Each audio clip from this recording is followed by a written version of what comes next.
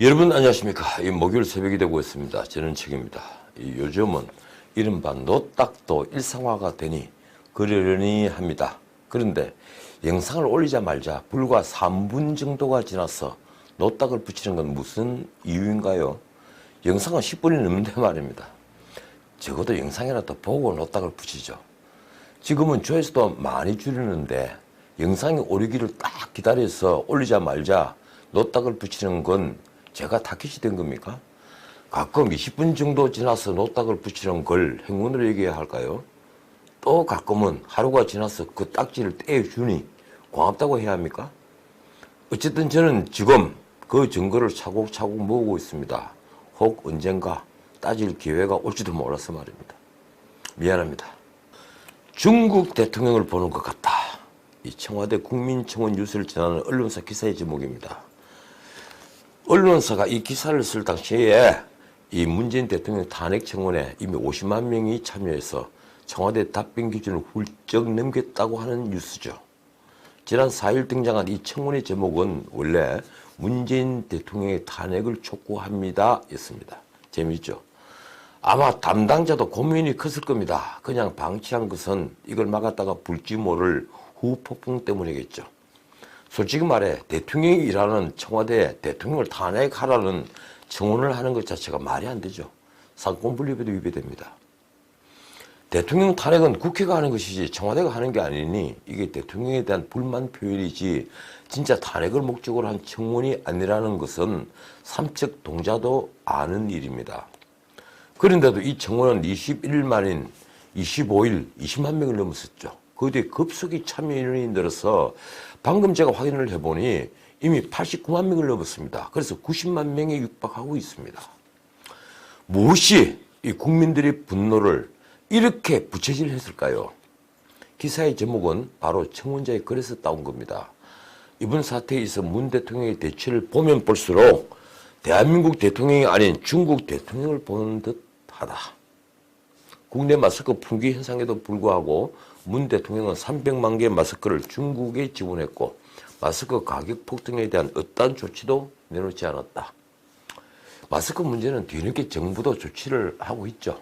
그런데 이 탄핵 청원을 할 때만 하더라도 사태는 이렇게 심각하지 않았습니다. 어떻든 마스크는 중국 수출부터 제한하고 있습니다.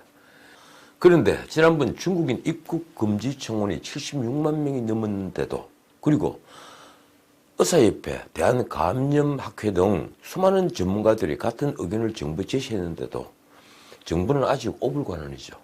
추미애 법무부 장관은 어제도 제가 말씀드렸지만 과학적으로 잘 대처하고 있다고 강변하기까지 했습니다. 미국이 지난 2월 1일부터 중국인 전면 입국 금지를 한 조치는 정치적이라고 비판하면서 말입니다. 이제 막상 우리 국민은 중국 여러 지방 정부들로부터 사실상 입국 금지 조치를 받고 있습니다. 문제는 청와대에 답변 기한이 있다는 거죠. 청문이 마감되는 3월 5일부터 한 달 이내라고 하는군요. 물론 그 답은 뻔합니다. 상권 분립의 원칙상 청와대는 대통령 탄핵을 할 권한이 없다. 이런 답변이겠죠. 맞습니까? 그렇다고 하야를 할 수도 없을 테니 답변은 아마 이 정도일 겁니다. 이 청원의 글은 정말 세더군요. 핵심을 정확히 짚고 있다고 할까요? 지난 2월 2일 후베이성 14일 내 방문자 입국 금지 조치를 두고 이렇게 평가했습니다. 국제법 운운하다가 전 세계 나라들이 입국 금지 조치를 내놓자 눈치 게임하듯 이제야 내놓은 대책이 이것이다. 이 청원은 마침내 이 말을 하고 있습니다. 대한민국 대통령으로서 가장 중요한 건 자국민 보호다. 자국민을 생각했다면 중국 모든 지역을 대상으로 입국을 금지했어야 한다. 우리는 허울 뿌린 대책만 내놓고 실질적인 대책은 전혀 내놓지 않고 있다. 사정이 이렇게 돌아가는데 중국과 일본은 한국인의 자국 입국을 제한하기로 했습니다. 이 일이 온 국민을 분노하게 만든 겁니다. 당장 중국에 대해서는 배은망덕하다는 말이 쏟아졌죠. 중국 정부도 이런 한국 국민의 얘기들을 알고 있다고 합니다. 중국은 지방정부 차원의 일로 치부하고 있죠. 도쿄올림픽 때문에 한국처럼 이 눈치 저 눈치 보면서 중국인 출입을 막지 않던 일본은 그런데 한 발 더 나갔습니다. 대구 경북 지역 체류자에 대한 입국을 거부하고 나선 겁니다. 뭐 격리 정도가 아니죠. 입국 거부입니다. 강경화 장관은 유럽에 가 자리를 비웠는데 외교부는 세계 여러 나라가 한국인 입국 제한 조치를 취하자 깜짝 놀라서 뒤늦게 주한 외교관들에게 협조를 보였습니다. 그리고 어제 26일 오후엔 김건 차관보가 싱하이밍 중국 대사와 면담을 갖고 한중 간의 대응 및 협력, 중국 내 일부 지방에서 발생하고 있는 우리 국민들에 대한 제한 조치 등에 대해 논의했다. 이렇게 말하고 있습니다. 사실상 한국인 입국 제한 조치에 대한 항의를 한 것이겠죠. 그런데 싱하이밍 답이 이렇습니다. 앞으로 중국 내 한국 국민 보호 등과 관련해서 한국과 긴밀하게 소통하고 협력하겠다. 입국 제한 조치에 대해서는요, 양해해달라는 한마디였습니다. 그는 기자들에게 이렇게 말했더군요. 중국 정부는 한국 국민에 대한 제한 조치를 하지 않았다. 일부 지방정부에서 하는 조치는 한국 국민들을 상대로 한 게 아니다. 중국 국민도 많다. 이쯤 되면 말장난이죠. 그럼 우리도 각 지자체별로 중국에서 오는 비행기 입국 제한을 하면 되는 건가요? 싱하이밍은 신임장도 제정하기 전에 기자회견을 열어서 한국의 2월 1일 후베이성 중국인 입국 제한 조치가 WHO 세계보건기구 조치에 위배된다는 취지로 말을 했던 사람입니다. 여기도 내로남불이 작용한다고 할까요? 자, 일본 대응을 볼까요? 도미타 고치 일본 대사도 조세영 외교부 1차관과 만났습니다.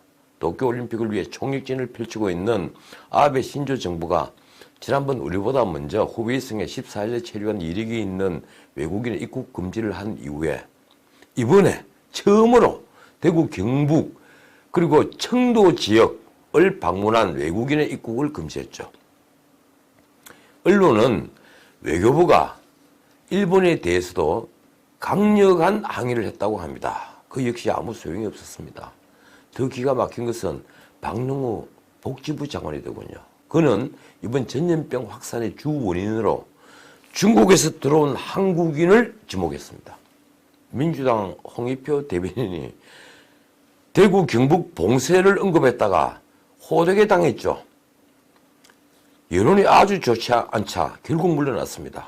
그 발언 하루 뒤에 박능우 복지부 장관은 2월 조치 이후 입국한 10만 명이 넘는 중국인은 언급조차 하지 않은 채 중국에서 귀국한 한국인을 바로 표적으로 삼은 겁니다. 박능우 장관은 중국에서 온 한국인이 최대 원인이라는 말을 세 차례나 했다는군요.